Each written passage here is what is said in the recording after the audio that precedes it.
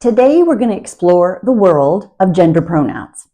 This has been coming up a lot for me in my coaching and in the work that I'm doing with teams in offices, and also just in the world socially as I'm meeting new people, especially younger people who are embracing their gender identity in a new way. So I find it fascinating how we attribute characteristics to people based on what we see or what we think we see. So let's do a brief overview about the pronouns.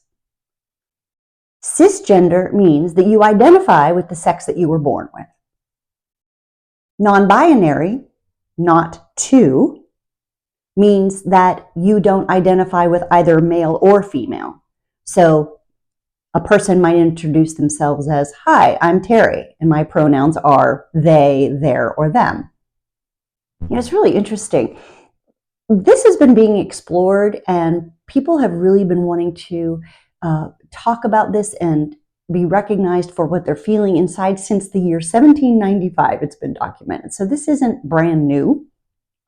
It's just coming to light as we allow people to express themselves and talk about how they really feel.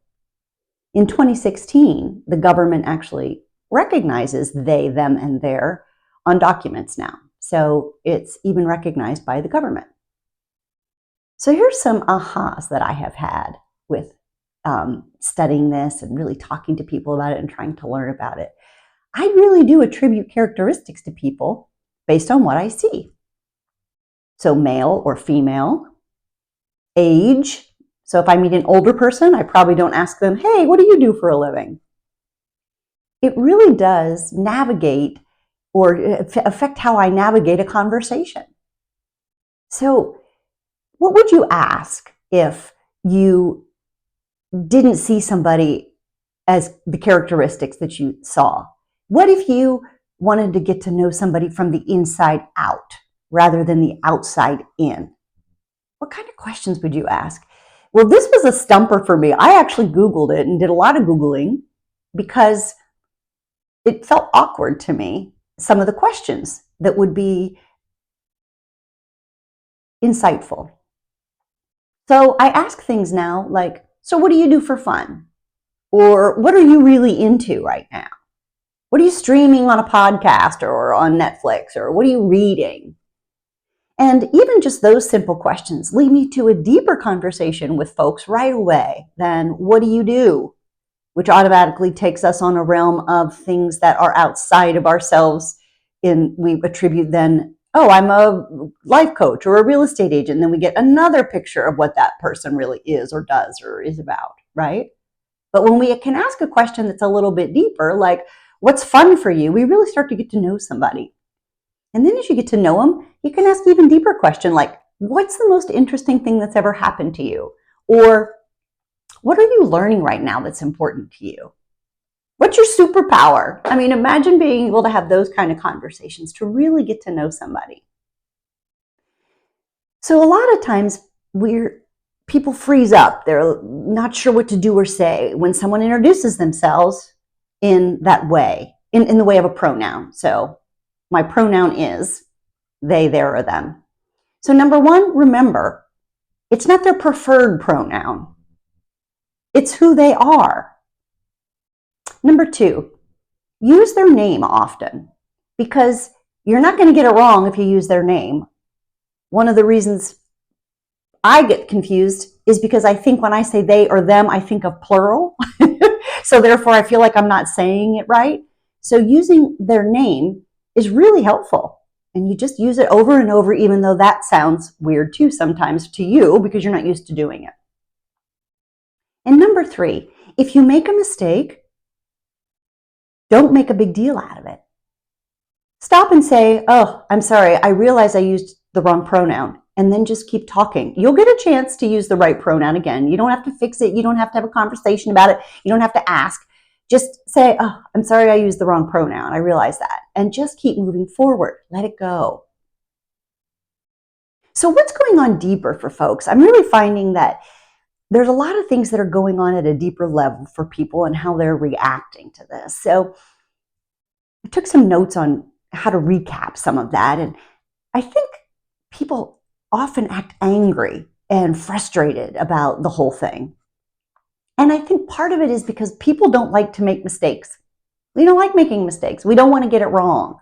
And then we certainly don't want to get it wrong if someone has told us how they want to be addressed, and then we do it. We feel like it's personal, and then we feel stupid, and then we feel frustrated and clumsy, and that doesn't feel good. Sometimes I feel that people are really insecure about the world changing so much. We are so much more global now. I mean, we are global, and things are changing, and people don't often like change. And often people are comfortable and they feel like, well, I shouldn't have to change, and I was fine the way it was, and I don't want this. This doesn't feel good for me.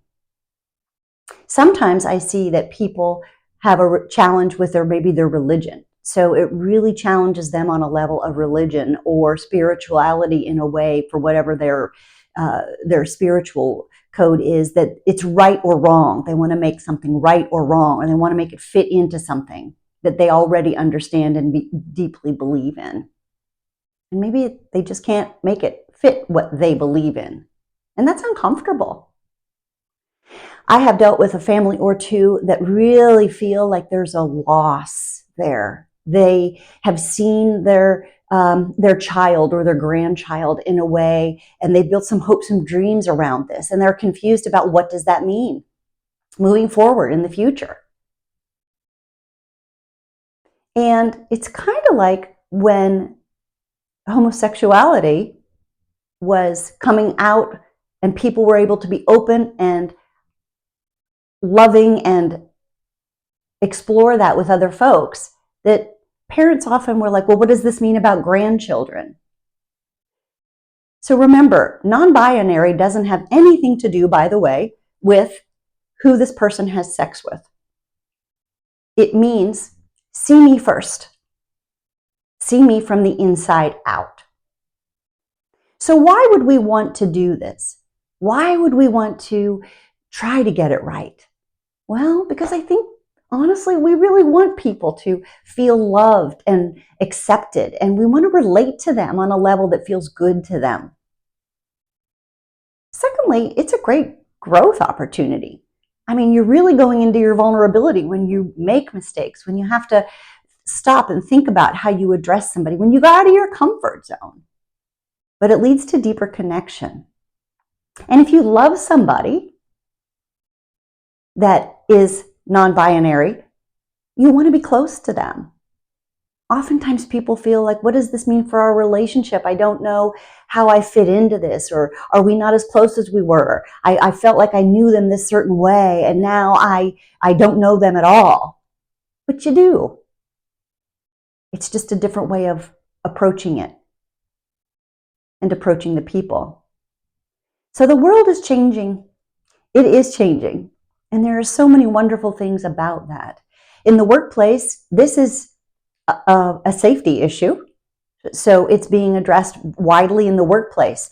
And just as you start to meet people in the world, this is something that's going to come up. It's here to stay. And that's a great thing. People are allowed to talk and feel and express themselves the way they feel. And you can be a part of learning about that and accepting that, and not making it about you, but about their feelings. So that's a little bit about the gender pronouns. If you like this video, give it a thumbs up. Maybe share it with somebody who you think might need it.